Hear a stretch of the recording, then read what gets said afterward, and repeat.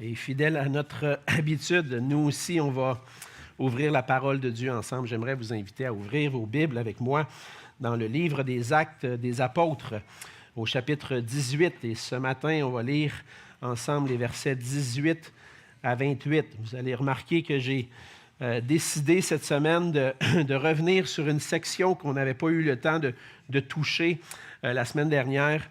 Vous savez, parfois, on se donne comme objectif de couvrir un certain passage et puis par la suite, des fois, le Seigneur nous travaille, nous dit « Ah, peut-être que ce serait bon que tu reviennes sur certaines choses que tu n'as pas eu l'occasion de discuter. » Donc, on va relire ce matin à partir du verset 18 et c'est notre désir ce matin de lire la parole de Dieu avec un cœur ouvert et on va lire ce que le Seigneur a pour nous. La parole de Dieu dit ceci en Acte 18, verset 18. « Paul resta encore assez longtemps à Corinthe. Ensuite, il prit congé des frères et s'embarqua pour la Syrie avec Priscille et Aquilas, après s'être fait raser la tête à Sancré, car il avait fait un vœu. Ils arrivèrent à Éphèse et Paul y laissa ses compagnons. Étant entré dans la synagogue, il s'entretint avec les Juifs qui le prièrent de prolonger son séjour. Mais il n'y consentit point et il prit congé d'eux en disant « Il faut absolument que je célèbre la fête prochaine à Jérusalem. Je reviendrai vers vous si Dieu le veut. » Et il partit d'Éphèse. Étant débarqué à Césarée, il monta à Jérusalem et après avoir salué l'Église, il descendit à Antioche. Lorsqu'il eut passé quelque temps à Antioche, Paul se mit en route et parcourut successivement la Galatie et la Phrygie, fortifiant tous les disciples. Un Juif nommé Apollos, originaire d'Alexandrie, homme éloquent et versé dans les Écritures, vint à Éphèse. Il était instruit dans la voie du Seigneur et fervent d'esprit. Il annonçait et enseignait avec exactitude ce qui concerne Jésus, bien qu'il ne connaisse que le baptême de Jean. Il se mit à parler librement dans la synagogue. Aquilas et Priscille, l'ayant entendu, le prirent avec eux et lui exposèrent plus exactement la voie de Dieu. Comme il voulait passer en Achaïe, les frères l'y encouragèrent et écrivirent aux disciples de bien le recevoir. Quand il fut arrivé, il se rendit, par la grâce de Dieu, très utile à ceux qui avaient cru, car il réfutait vivement les Juifs en public, démontrant par les Écritures que Jésus est le Christ. On va se courber dans un mot de prière. Oui, Seigneur notre Dieu, c'est devant toi qu'on est prosterné. On veut se prosterner avec révérence, Seigneur, avec humilité, reconnaissant que toi, Seigneur, tu es le Seigneur de toutes choses. Et comme on vient de le chanter, Seigneur, toute la gloire t'appartient, Seigneur. Toute la louange et l'honneur. Et te reconnaissant comme notre Dieu, comme notre roi, nous voulons vraiment plier le genou devant toi et t'honorer. T'honorer en prenant le temps, Seigneur, d'écouter tes paroles, d'écouter ta parole, Seigneur, que tu nous as laissée.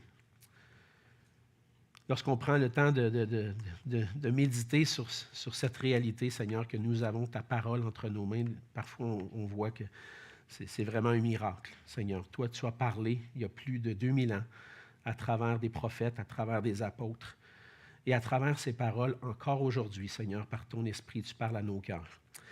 Et Seigneur, on veut te remercier de nourrir notre âme avec ta parole. Et on te prie que nous puissions être nourris ensemble, fortifiés en toi, afin que nous soyons, Seigneur, des serviteurs utiles à ton œuvre. Nous voulons te glorifier par nos vies, Seigneur, et par ta parole ce matin, nous te prions de faire ton œuvre en nous, pour nous sanctifier, nous transformer, afin que nous soyons semblables à toi, Seigneur Jésus. Et c'est en ton nom qu'on te prie. Amen. Amen. Vous rappelez-vous le moment dans votre vie, peut-être que ça ne fait pas très longtemps, pour certains, ça fait peut-être un peu plus longtemps, le moment dans votre vie où vous deviez faire un choix de carrière.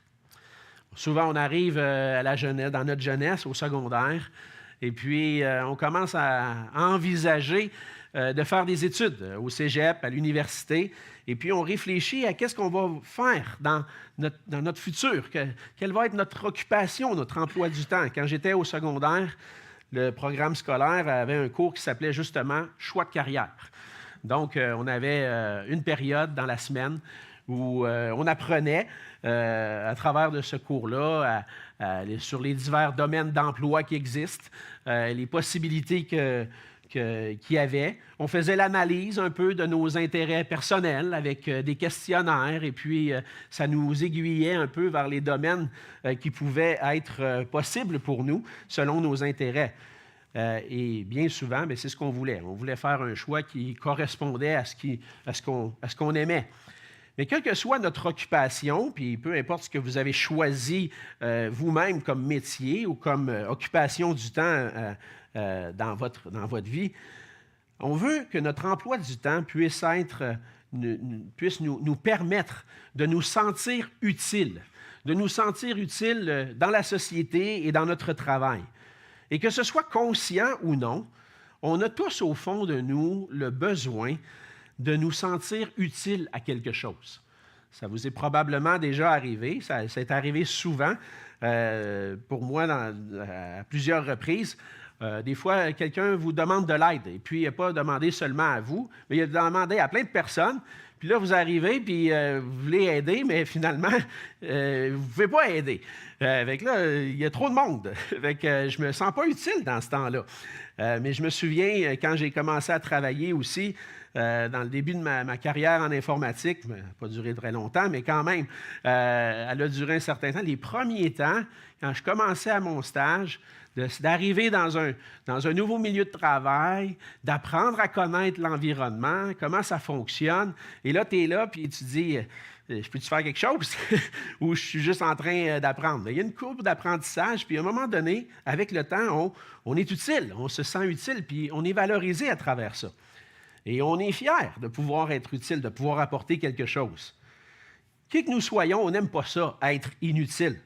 On aime mieux pouvoir apporter notre contribution. Puis en tant que disciples de Jésus-Christ, le Seigneur nous a appelés à apporter notre contribution. Il nous a appelés à le suivre. Il nous a appelés aussi à le servir dans sa mission au travers de l'Église locale. Et pour cela, c'est nécessaire de nous engager à le suivre et à le servir.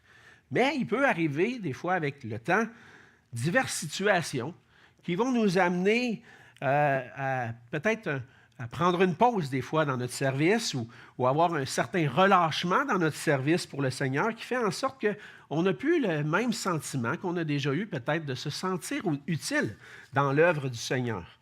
Ça m'est déjà arrivé. Et si c'est le sentiment que vous vivez présentement, je n'ai pas l'impression d'être utile dans l'œuvre du Seigneur. Et peut-être que ça se peut que ce soit un sentiment que vous vivez récemment ou depuis quelque temps, mais j'aimerais que vous puissiez être encouragés ce matin à travers la lecture puis le message de la parole. Dans le passage de ce matin, on voit l'exemple de plusieurs disciples de Jésus qui ont été utiles dans le service du Seigneur. Jusqu'à maintenant, on a vu au travers du récit du deuxième voyage missionnaire de Paul, on a vu son cœur, son engagement à servir le Seigneur malgré les difficultés. Et de plusieurs manières, le Seigneur s'est servi de Paul pour apporter l'Évangile et puis conduire certaines personnes à placer leur foi en Jésus. Et dans son service, Paul, on a vu la semaine dernière, qu'il a rencontré aussi d'autres disciples et d'autres disciples qui ont été utiles à la mission du Seigneur.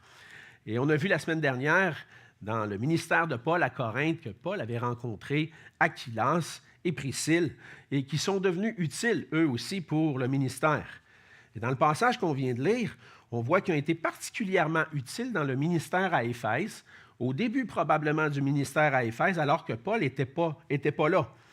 Mais au travers de leur service à Éphèse, on fait la rencontre d'une autre personne, un autre disciple, Apollos. Et Apollos qui va devenir un serviteur utile, même la parole nous dit qu'il a été très utile pour la mission du Seigneur. Et au travers de ces exemples-là, de Paul, d'Aquilas et Priscille et d'Apollos, on va voir ensemble que le Seigneur va accomplir sa mission au travers de disciples qui sont engagés à son service. Le Seigneur accomplit sa mission, mais il veut se servir de ses disciples. Il veut se servir de ses serviteurs pour accomplir ce qu'il veut accomplir. Et là, la question qui peut nous venir ce matin, c'est comment est-ce qu'on peut être utile dans la mission du Seigneur?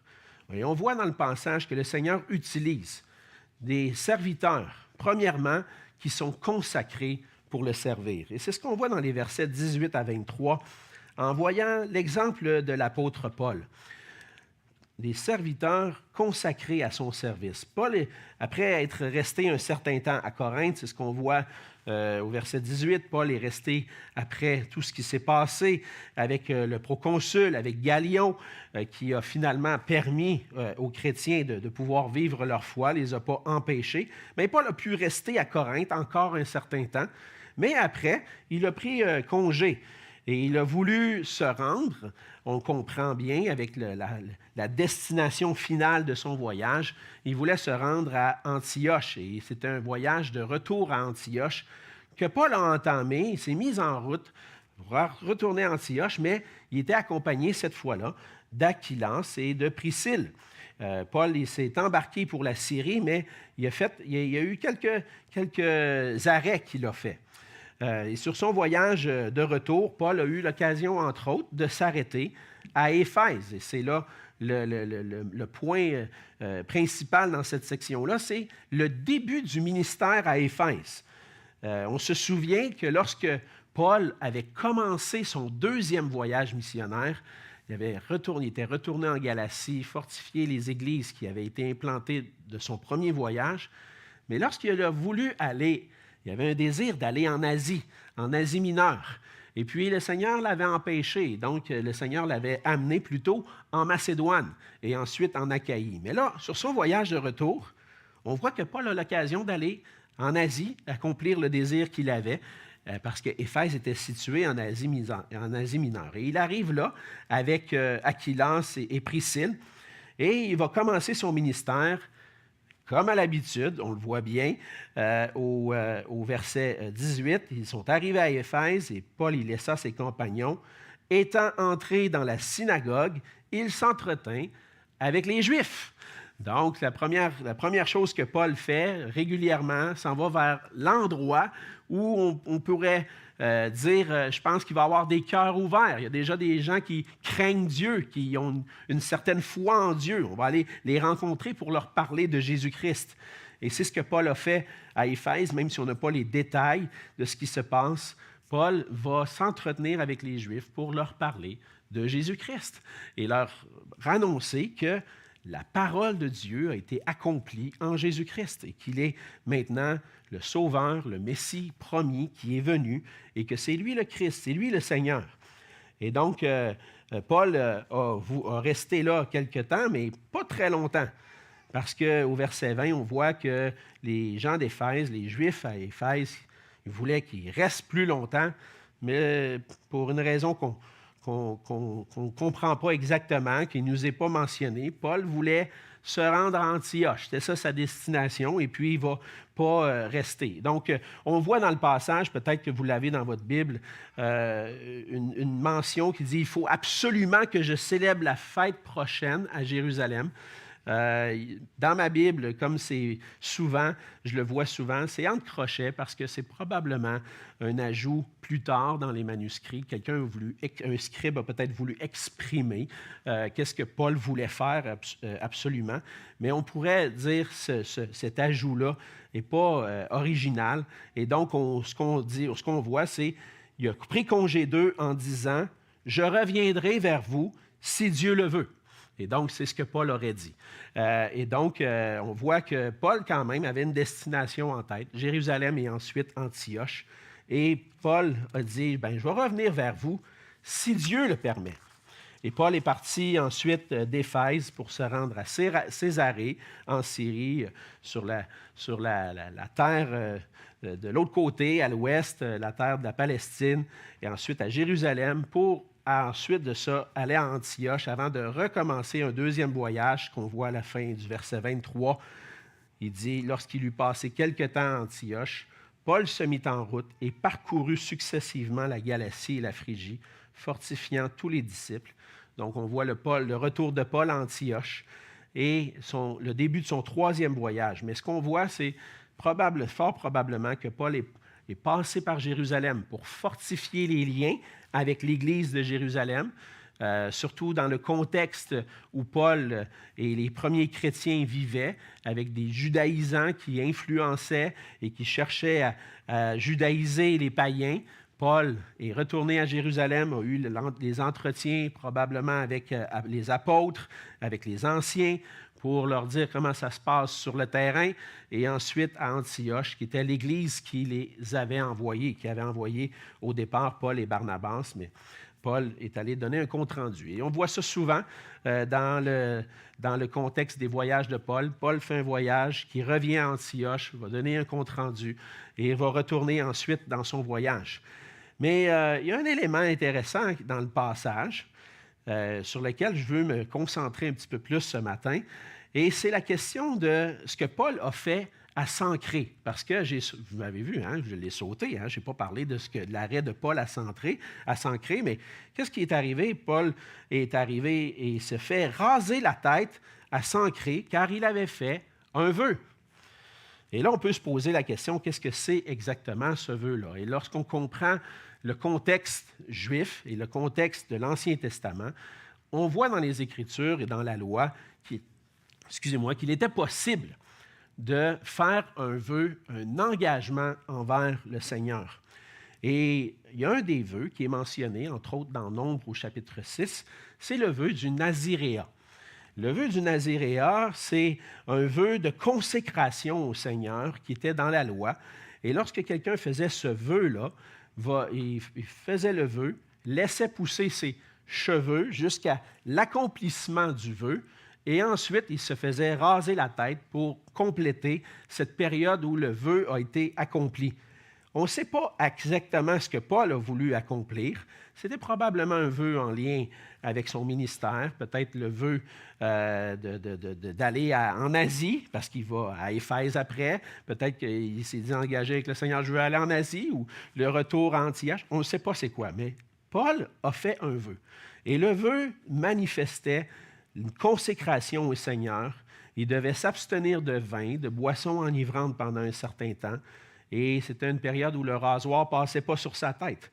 Mais quand Paul s'est fait raser, ça marquait la fin. Et donc, pourquoi tu veux te concentrer là-dessus, Alexandre? Bien, ce que je vois avec ça, c'est que ça faisait partie du fait que le Seigneur utilisait Paul, parce que Paul était un homme consacré à Jésus-Christ. Il avait été choisi par Jésus-Christ comme apôtre pour rapporter le message. Mais il y a un élément intéressant dans ça, c'est que même si Paul était maintenant chrétien, il n'a pas complètement abandonné des habitudes même de la loi de l'Ancien Testament. Et il a continué à suivre certaines choses qui concernaient particulièrement l'engagement envers Dieu. Et ce que Paul a voulu faire ici, c'est vraiment un vœu qu'on peut comprendre de consécration, un engagement particulier envers le Seigneur, mais que c'est quand même possible pour des chrétiens aujourd'hui de faire un tel vœu. Peut-être pas que je vais me laisser pousser les cheveux, puis après ça me faire raser la tête, mais on voit dans les Écritures des exemples de vœux. Et le vœu de Paul montre qu'il est possible pour des disciples de dire « Je veux m'engager, renouveler mon engagement envers le Seigneur ou faire un vœu de différentes manières. » En tant que disciples de Jésus-Christ, on comprend cette idée-là que le Seigneur nous sanctifie et nous met à part pour le servir. Et lorsqu'on vient au Seigneur, on devient des serviteurs de Jésus-Christ. On est consacré à lui pour son service. Et puis, à travers notre vie chrétienne, parfois, il peut y avoir des moments où on veut se reconsacrer au Seigneur ou accomplir quelque chose de particulier pour le Seigneur. Mais en devenant disciple de Jésus-Christ, le Seigneur nous met à part parce que par la repentance de nos péchés, on est séparé de notre ancienne manière de vivre afin de nous consacrer au Seigneur. Et c'est ce que Paul enseigne dans Romains 12, les versets 1 et 2, les versets que vous connaissez bien. Il dit « Je vous exhorte donc, frères, par les compassions de Dieu, à offrir vos corps comme un sacrifice vivant, saint, agréable à Dieu, ce qui sera de votre part un culte raisonnable. Ne vous conformez pas au siècle présent, mais soyez transformés par le renouvellement de l'intelligence, afin que vous discerniez quelle est la volonté de Dieu, ce qui est bon, agréable et parfait. On voit ici ce qui est l'appel pour chaque chrétien. L'appel de chaque chrétien à vivre une vie sainte, consacrée au Seigneur. Ce que ça veut dire, c'est que lorsque je suis consacré au Seigneur, ce n'est pas 50% de ma vie qui appartient au Seigneur. C'est 100% de ma vie. Je suis mis à part pour lui. Et ce que le Seigneur dit, c'est offrir vos corps comme un sacrifice vivant. Et en quelque sorte, c'est offrez-vous tout entier au Seigneur. Ce n'est pas juste une partie de ma vie qui appartient au Seigneur, puis je garde certaines choses. Non, mais j'ai besoin d'être transformé, de laisser tomber ce qui était du monde, des pratiques qui étaient les habitudes du monde, pour me tourner vers le Seigneur et vivre une vie qui est à 100% pour lui.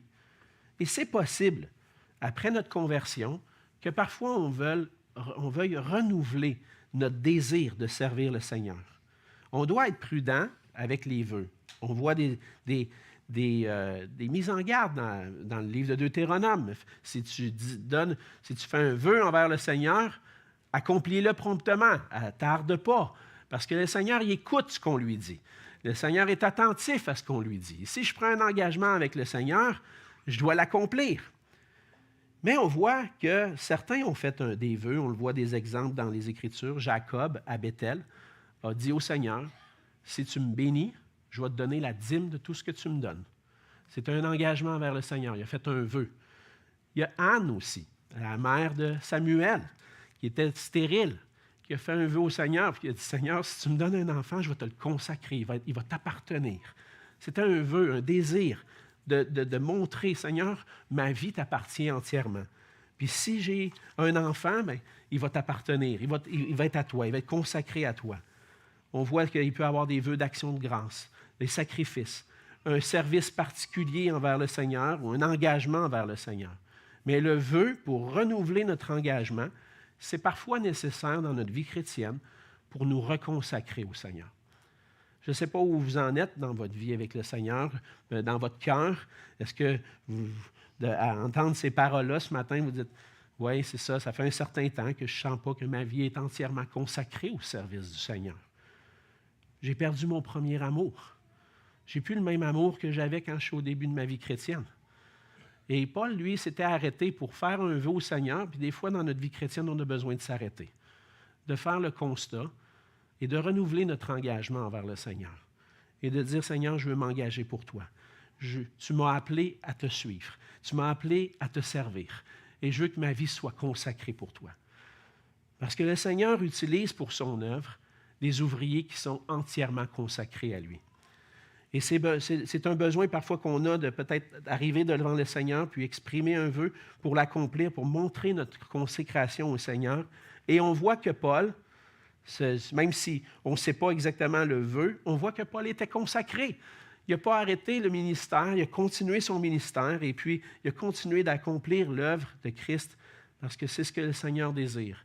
Utiliser pour sa gloire des ouvriers, des serviteurs, des disciples consacrés. Mais on voit deuxièmement, dans le passage, dans la suite du passage, que le Seigneur utilise des serviteurs qui sont capables d'enseigner la saine doctrine. C'est ce qu'on voit dans les versets 24 à 26. Avec l'exemple d'Apollos. Et là, c'est comme si on faisait une petite pause dans le ministère de Paul. Comprenez que Paul est parti, il s'est rendu à Jérusalem, à Antioche, et il a commencé son 3e voyage en allant visiter les églises de la Galatie, à fortifier les disciples.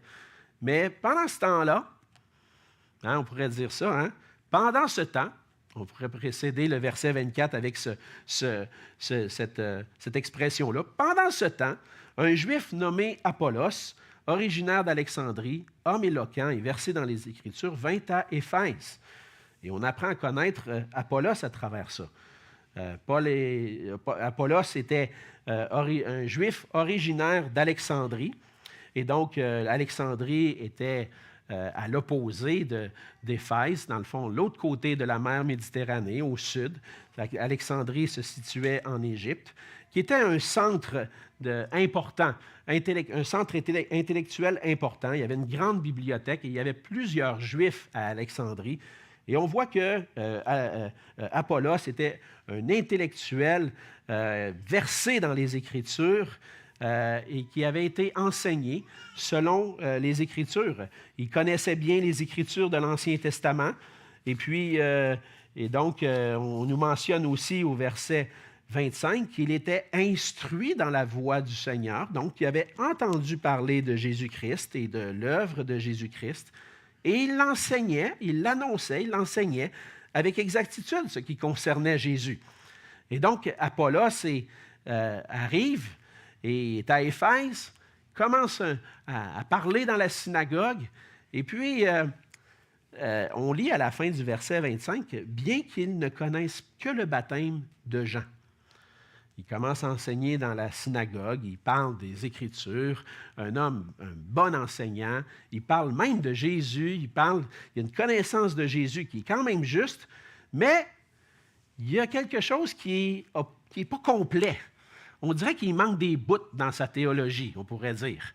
Il a manqué un petit bout. Est-ce que Apollos a connu le Seigneur à travers des disciples de Jean? De Jean-Baptiste? Est-ce qu'il a connu le Seigneur Jésus et puis entendu parler de lui, mais jusqu'à un certain moment, mettons jusqu'à sa résurrection, mais que dans tout ce que Jésus a enseigné après sa résurrection, il ne l'avait pas encore reçu? Ça semble être quelque chose comme ça. Il a entendu parler de Jésus-Christ, il a été baptisé selon le baptême de Jean-Baptiste, mais il n'a pas entendu parler du baptême dans le Père, le Fils et le Saint-Esprit, le baptême que Jésus a donné. Et là, c'est là qu'on voit que Aquilas et Priscille deviennent utiles au Seigneur. Au verset 26, lorsqu'ils entendent parler Apollos, c'est bon ce qu'ils prêchent, mais il y a quelque chose qui ne marche pas. Il y a quelque chose qui manque. Sa doctrine est bonne, mais il manque un morceau. Et donc, Aquilas et Priscille vont prendre du temps avec Apollos, ils vont le prendre avec lui, et dans le fond, ils l'ont entendu parler, ils l'ont pris, et ils lui ont exposé plus exactement la voie de Dieu. En quelque sorte, il y avait une bonne connaissance, mais il en manquait un petit morceau. Ils ont formé Apollos. Ils ont complété ce qui manquait pour qu'il puisse être vraiment un bon enseignant pour annoncer l'Évangile et puis former des disciples. Et donc, ils ont pris du temps et ils ont pris du temps avec lui. Puis ensuite de ça, Apollos a pu se rendre, on va le voir, en Achaïe pour servir le Seigneur. Mais il y a quelque chose sur Aquilas et Priscille qui me frappe dans ce passage-là. C'est qu'ils s'en sont aperçus. Il y avait une bonne connaissance de l'Évangile de Jésus-Christ et des enseignements de Jésus assez bonne pour que même si le gars il est bien bon, il manque un petit quelque chose. Ils étaient formés eux aussi dans la connaissance de Jésus-Christ et dans ce que ça veut dire être un chrétien. Et donc, le Seigneur, dans le passage, utilise Aquilas et Priscille pour aider Apollos dans sa compréhension du plan et de la volonté de Dieu, pour compléter ce qui manque. Et c'est pour ça que j'en viens à comprendre que si on veut être utile dans la mission du Seigneur, on a besoin, nous aussi, d'une bonne connaissance de l'Évangile et des Écritures. C'est nécessaire. C'est nécessaire pour être en mesure de discerner quand il y a quelque chose qui manque, quand il y a quelque chose qui n'est pas tout à fait selon la vérité, pour qu'on puisse corriger avec la parole de Dieu. La parole de Dieu est utile pour enseigner, pour convaincre, pour corriger, pour instruire. Et donc, si on veut pouvoir instruire et former des disciples utiles à l'œuvre du Seigneur, on a besoin, nous aussi, de bien connaître la parole de Dieu. On veut être des gens capables de discerner la doctrine qui n'est pas tout à fait conforme à la parole de Dieu. C'est ce que le Seigneur désire. Et on le voit, je n'ai pas le temps d'aller lire le passage, mais entre autres dans Éphésiens au chapitre 4, le Seigneur a donné des dons à son Église pour pas qu'on soit emporté à tout vent de doctrine, mais aussi pour qu'on puisse grandir, s'édifier en tant qu'Église dans la connaissance du Seigneur. Et quand quelqu'un exprime une pensée sur Dieu, bien, un chrétien bien affermi dans les connaissances de la parole est en mesure de voir si ce qu'il dit est conforme aux Écritures, si ce qu'il dit est conforme à ce que Dieu révèle de lui-même. Et donc, c'est par l'étude de sa parole, par l'enseignement de sa parole que le Seigneur nous instruit. Et il donne à son Église des gens capables de le faire. Et dans le but qu'on soit affermi dans la connaissance de la parole, pour instruire et exhorter les autres, bien, le Seigneur nous donne des enseignants et nous donne des gens capables de comprendre les Écritures et de nous les expliquer. Moi-même, en tant que pasteur, je prends le temps d'étudier plusieurs heures avant d'apporter mon message. Je veux voir aller consulter ceux qui ont étudié un peu plus que moi. Peut-être que j'ai quelque chose à apprendre d'eux. Je connais bien, hein, c'est vrai, je connais bien la saine doctrine. Je suis capable de discerner des erreurs, mais en même temps, des fois, il y a des éléments qu'on ne voit pas toujours. Puis, avec les connaissances que ces frères-là ont, j'ai grandi. J'ai grandi dans ma connaissance de la parole. Et je pense que tous ceux qui prennent le temps de s'arrêter pour étudier les Écritures, consulter les bons théologiens, dire « Hey, j'ai grandi dans ma compréhension des Écritures. » Mais c'est ce qu'on veut. C'est ce qu'on veut. On veut être en mesure de percevoir pour ce qui fait l'erreur pour pouvoir le corriger.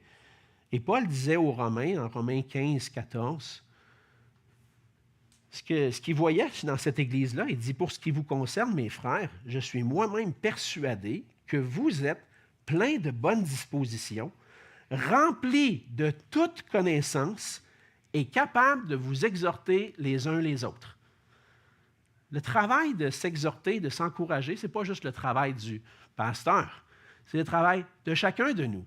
Mais comment est-ce qu'on va pouvoir être utile dans l'exhortation, puis dans l'encouragement de nos frères et sœurs? C'est si on connaît bien la parole de Dieu, si on connaît bien les Écritures. Et si on veut être utile dans l'œuvre du Seigneur, on a besoin de chercher, chacun d'entre nous, à être affermi dans la saine doctrine. On a besoin, parce qu'on est tous appelés à former des disciples de Jésus-Christ. Tous, chacun d'entre nous. Et ça commence dans notre maison. Ça commence avec des parents qui enseignent aux enfants la volonté de Dieu, les voies du Seigneur, et qui enseignent la parole de Dieu dans la maison. Peut-être que vous vous préparez, j'en connais un petit couple ici qui se prépare à se marier. Hein? Déjà, c'est le temps pour vous, mais mon frère, ma soeur, on ne les nommera pas, oui, gars, ils sont là. Hein? Jérémie, Émilie, je ne voulais pas vous pointer un matin, hein? Mais ça arrive bientôt. Hein? Et donc, vous êtes en train de vous préparer. Préparez-vous hein, déjà affermi dans les Écritures pour enseigner la parole de Dieu. Mais c'est la même chose pour chacun d'entre nous, parce que le Seigneur, même dans Deutéronome, il dit, c'est pas juste à tes enfants, à tes petits-enfants aussi. Ah, peut-être que je vais avoir l'occasion un jour d'avoir des petits-enfants puis de parler de l'Évangile à mes petits-enfants. J'aimerais ça, en tout cas, j'ai hâte.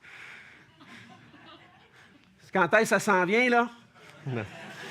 On va leur laisser un peu de temps, ils sont encore jeunes. Mais on a ce désir-là. Et c'est le premier endroit où on peut former des disciples, dans la maison. Comme père, avec mon épouse, on a la responsabilité d'enseigner la parole de Dieu à nos enfants et de prendre du temps avec eux pour discuter. Puis ça arrive des fois autour de la table, des fois dans la voiture. Je lance une question théologique. Ils me voient venir, là. Qu'est-ce que vous pensez de ça? Ah là, ouais, mais là, je sais pas, là. OK, regarde, on va regarder ensemble ce que la parole de Dieu dit, OK? Et on fait ça ensemble. Puis on a cette discussion-là. Mais pour pouvoir le faire, j'ai besoin d'être équipé. J'ai besoin moi-même d'être affermi dans la saine doctrine. J'ai besoin de connaître les Écritures. Et c'est, dans un sens, notre travail à tous aussi, pas juste dans nos familles, mais à l'intérieur de l'Église. Il y a des gens qui viennent à l'Église, qui sont des nouvelles personnes qui se joignent à notre Église, qui des fois sont peu expérimentés dans la foi. C'est, on va dire, des bébés dans la foi. Ils viennent juste se tourner vers le Seigneur, puis ils ont besoin d'être accompagnés, un peu comme Barnabas a fait avec Paul, comme Aquillas et Priscille l'ont fait avec Apollos, des gens qui vont accompagner d'autres pour qu'ils soient affermis dans la saine doctrine puis qu'ils deviennent des serviteurs utiles au Seigneur. Le Seigneur nous appelle à ça. Et ça se peut qu'il y en a que le Seigneur appelle même à enseigner éventuellement. Et que ce soit au sein de notre famille ou dans l'Église, on doit chercher à grandir chacun d'entre nous dans notre compréhension de la parole de Dieu, de la saine doctrine. Et ça doit être une priorité de vouloir saisir la pensée de Dieu. C'est lorsque j'utilise des grands mots, saine doctrine, théologie, ça peut paraître des grands mots pour certains, mais tout ce qu'on cherche à connaître, c'est la pensée de Dieu. On cherche à connaître Dieu. Comment Dieu voit le monde? Qu'est-ce que Dieu s'attend de moi dans ma vie? C'est juste de connaître qu'est-ce que Dieu désire. C'est ça la théologie. On pourrait le résumer, je le dis dans mon cours de théologie, c'est l'étude de Dieu. Fait qu'on est tous des théologiens. J'ai des théologiens devant moi ce matin qui veulent comprendre plus la volonté de Dieu pour eux. Fait que ce n'est pas réservé pour juste ceux qui ont des doctorats. Hein? Détrompez-vous. Je connais des gens qui n'ont même pas un diplôme de théologie, qui sont des meilleurs théologiens que ceux qui ont des plus grands diplômes, parce qu'ils comprennent les Écritures, parce qu'ils se sont adonnés aux Écritures. Et c'est ce qu'on veut désirer, c'est ce qu'on veut, dans lequel on veut grandir, connaître notre Dieu et son plan parfait. C'est ça que j'ai besoin pour être en mesure de former des disciples. On ne veut pas rester des bébés spirituels. On veut devenir des hommes et des femmes affermis dans notre foi, capables d'exhorter d'autres, capables d'enseigner d'autres. Et comme Aquilas et Priscille comprenaient bien la volonté de Dieu, la voix de Dieu, pour être en mesure d'ajouter les éléments qui manquaient à la théologie d'Apollos, bien nous aussi, on cherche à être affermis pour pouvoir affermir d'autres. Et donc, c'est ce qu'on voit. Le Seigneur, on a vu premièrement, le Seigneur utilise des serviteurs entièrement consacrés à le servir. Deuxièmement, que le Seigneur utilise des serviteurs capables d'enseigner la saine doctrine. Et finalement, versets 27 et 28, le Seigneur utilise des serviteurs compétents pour affermir les disciples et défendre la foi avec les Écritures. Ça va un peu avec le deuxième point, mais je voulais souligner ce qu'Apollos a fait à Corinthe. Il veut nous utiliser parce que, dans un sens, lorsqu'on est compétent pour le Seigneur, on peut lui être utile. Et au verset 27, on voit que, comme il voulait passer en Achaïe, le « il » fait référence à Apollos, c'est un « il » au singulier.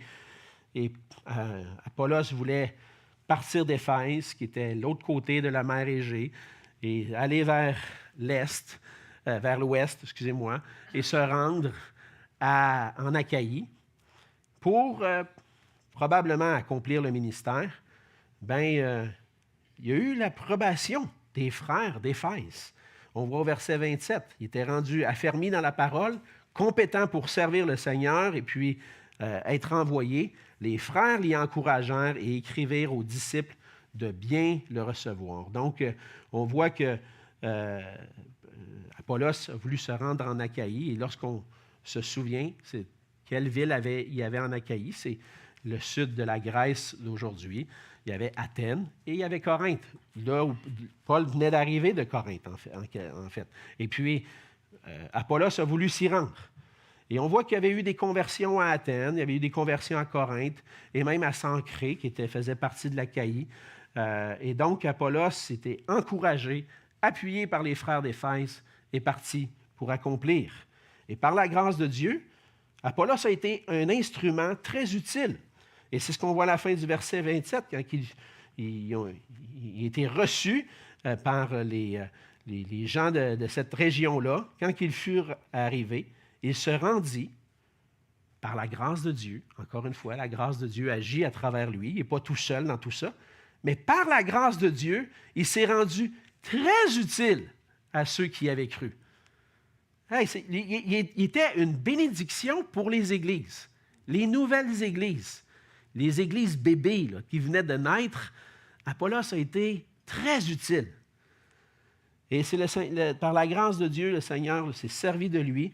Et on voit dans la première épître aux Corinthiens qu'Apollos a eu un ministère assez important qui a permis à l'Église de grandir spirituellement. Il y en a même qui l'apprécient particulièrement. On voit que dans l'Épître aux Corinthiens, il y a eu des chicanes de dire moi j'aime mieux Paul, moi j'aime mieux Apollos. Bon, il y avait encore besoin de grandir, eux autres aussi. Hein? Mais on voit au verset, en 1 Corinthiens 3, versets 6 à 8, on voit que Paul apprécie le ministère qu'Apollos a eu. Il dit j'ai planté, Apollos a arrosé, mais c'est Dieu qui a fait croître. En sorte que ce n'est pas celui qui plante qui est quelque chose, ni celui qui arrose, mais Dieu qui fait croître. Celui qui plante et celui qui arrose sont égaux, et chacun recevra sa propre récompense selon son propre travail. Et donc, Paul était capable de dire Apollos était un égal. Il était équipé pour accomplir le ministère. Moi, j'ai planté, j'ai annoncé l'Évangile, je suis resté là même une couple d'années pour vous affermir, puis Apollos est venu après, puis il a continué l'œuvre, il a arrosé, puis Dieu a fait croître le ministère. Et Apollos a été utile pour affermir les chrétiens dans la foi et aussi pour défendre, au verset 28, réfuter vivement les Juifs en public en démontrant par les Écritures que Jésus est le Christ. Donc, son travail consistait au même travail que l'apôtre Paul, défendre la foi et annoncer Jésus-Christ. Et donc, ce que Apollos enseignait, c'est que Jésus est le Christ, c'est Jésus qui a été choisi par Dieu pour être le Sauveur et le Seigneur et qui a accompli le salut pour son peuple par sa mort à la croix et par sa résurrection d'entre les morts. Jésus est le Sauveur, le Seigneur. Et il annonçait ça et réfutait les Juifs qui s'y opposaient et il était capable de le faire et il s'est rendu très utile. Et au travers de la confirmation de l'Église d'Éphèse qui envoie Apollos en Achaïe, on voit que le Seigneur se sert et envoie ceux qui sont formés dans les Écritures. Ceux qui sont fermes dans la foi, dans la connaissance des Écritures, peuvent aider d'autres à grandir, je l'ai déjà mentionné. Et Apollos connaissait les Écritures, Aquélas et Priscille l'a complété, et puis Apollos s'est rendu utile au Seigneur. Et Dieu veut se servir des hommes et des femmes affermis dans la foi pour aider d'autres à être affermis. Si le Seigneur envoie et utilise ceux qui sont affermis, puis formés dans la saine doctrine, on cherche encore une fois pour nous-mêmes, grandir dans notre foi, pour être en mesure d'affermir des disciples et défendre notre foi. Alors, comment on fait ça? Grandir dans notre foi. Être affermi dans la foi. Comment je fais pour être affermi dans la foi? Premièrement, notre foi est mise à l'épreuve au quotidien. Chaque jour, on rencontre des choses dans nos vies, des circonstances où notre foi est mise à l'épreuve, où des fois le doute va venir. Est-ce que le Seigneur est vraiment présent? Est-ce que Dieu était vraiment avec moi? Le Seigneur permet de la souffrance dans ma vie. Où est Dieu présentement? On est confronté dans ces moments-là. Et où est-ce qu'on trouve notre réconfort dans ces moments-là où le doute, où même l'ennemi vient mettre des doutes dans nos cœurs? Est-ce que Jésus est vraiment le Seigneur? Est-ce que c'est vrai tout ce que la Bible dit? Où est-ce qu'on va? C'est dans les Écritures. C'est la parole de Dieu elle-même qui nous affermit dans notre foi. Et lorsque j'ai des doutes sur Dieu, la dernière chose à faire, c'est de mettre de côté ma Bible. Au contraire, je vais aller plonger dans la Bible et dire, Seigneur, si tu es vrai, si tu es réel, même dans les circonstances que je vis, convainc-moi par ta parole que tu es vraiment présent. Et le Seigneur parle à nos cœurs à travers sa parole. Et lorsqu'on traverse les épreuves, puis qu'on réussit à les traverser, puis qu'on a dit, « Wow, je suis capable de voir, le Seigneur m'a affermi. Par la grâce de Dieu, j'ai traversé une épreuve. Je suis encore plus ferme dans ma foi maintenant. » Amène-les remises en doute maintenant.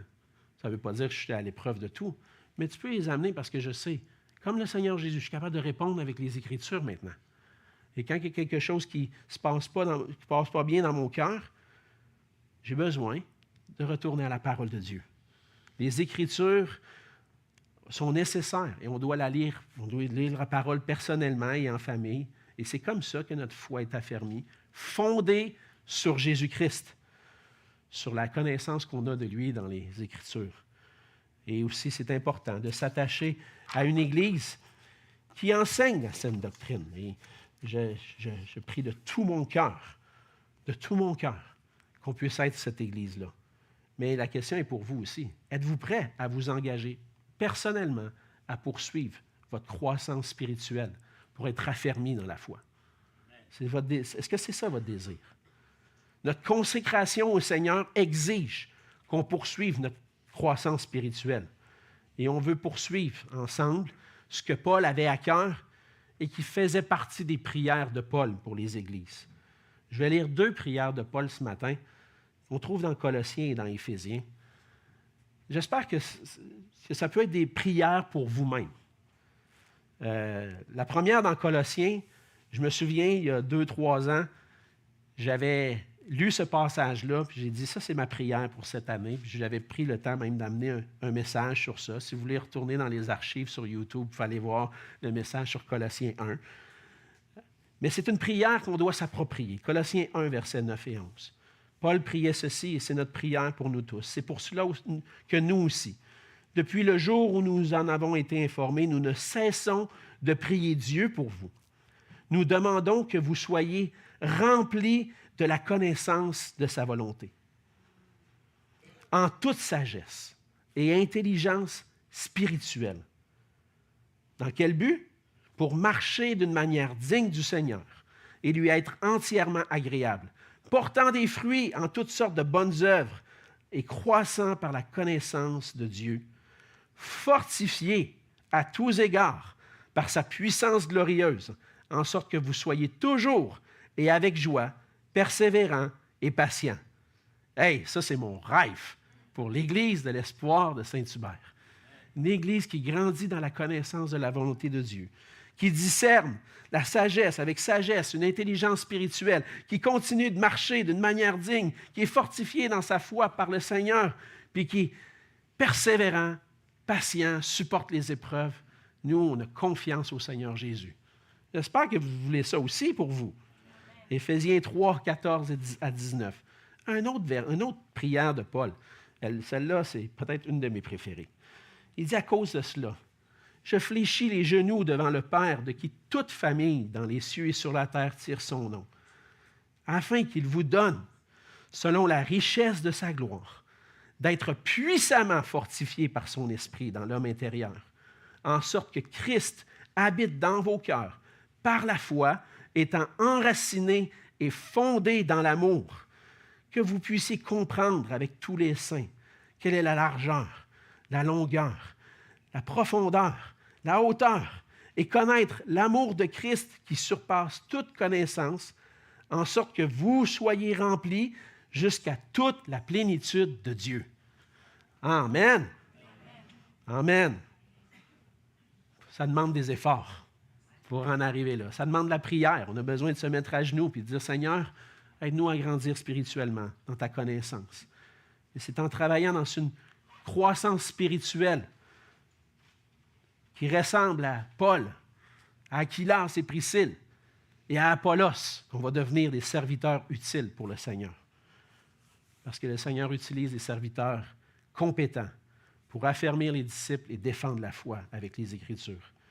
C'est ce qu'on a vu ce matin. Hein? Le Seigneur accomplit sa mission, mais il nous a choisis au travers des disciples qui sont engagés à son service. Des serviteurs qui sont consacrés à lui, qui sont capables d'enseigner la saine doctrine et compétents pour affermir les disciples et défendre les Écritures. En considérant cela, vous pourriez dire ce matin, « Ouais, mais là, tu places la barre haute pas mal, Alexandre. Je trouve que c'est un peu haut, là. »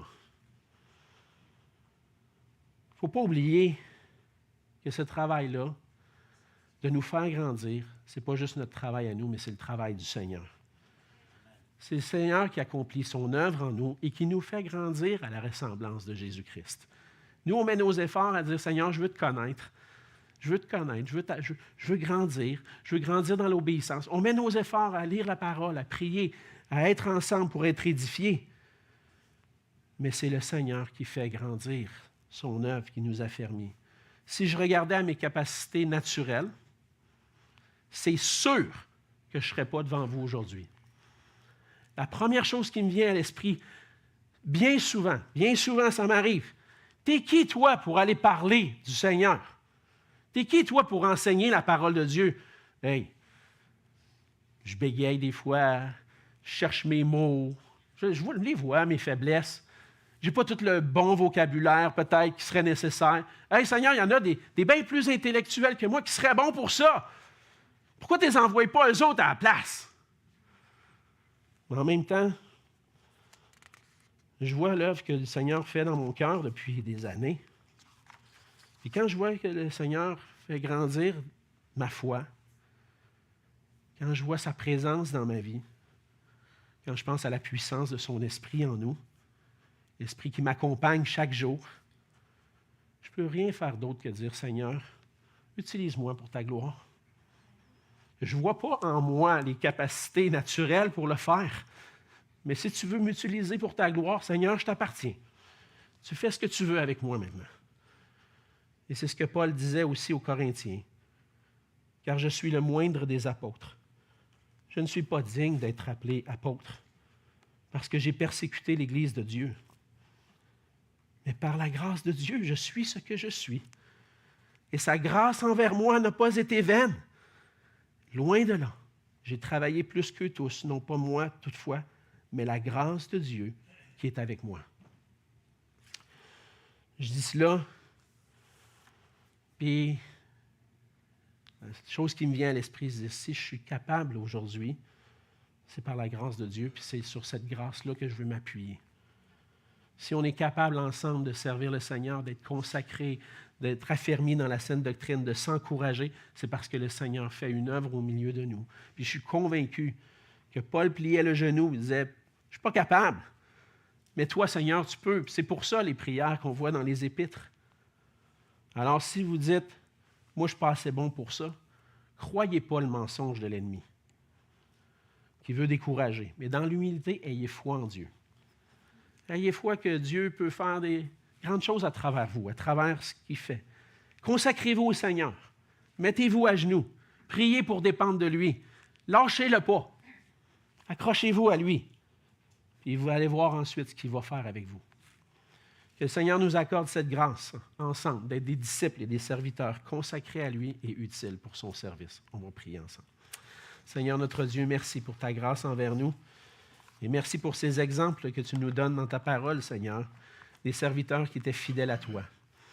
Merci pour l'apôtre Paul, Seigneur, qui, vraiment devant toutes les situations difficiles, était prêt à continuer, même s'il dit parfois avec crainte et tremblement, mais par ta grâce, Seigneur, tu le fortifiais et il faisait ton œuvre, il accomplissait ton œuvre. Je te rends grâce aussi pour Aquilas et Priscille qui ont aidé Paul dans son ministère, qui ont travaillé à implanter l'Église d'Éphèse, qui ont formé Apollos, et pour Apollos et ensuite, et pour tous les autres qui ont suivi, Seigneur, depuis 2000 ans. D'une génération à l'autre, on voit des hommes et des femmes utiles à ton service, Seigneur, qui transmettent à la prochaine génération ce que ça veut dire être un disciple de Jésus-Christ consacré. Alors aide-nous, Seigneur, à grandir dans notre foi, dans notre consécration, et qu'on soit affermis en toi pour accomplir ton œuvre. Oui, Seigneur, on ne veut pas être inutile. On a hâte d'être dans ta présence puis que tu nous dises, viens, bon et fidèle serviteur. Oui, Seigneur, rends-nous utiles. Rends-moi utile pour ta gloire, parce que tu en es digne. C'est en Jésus que je te prie.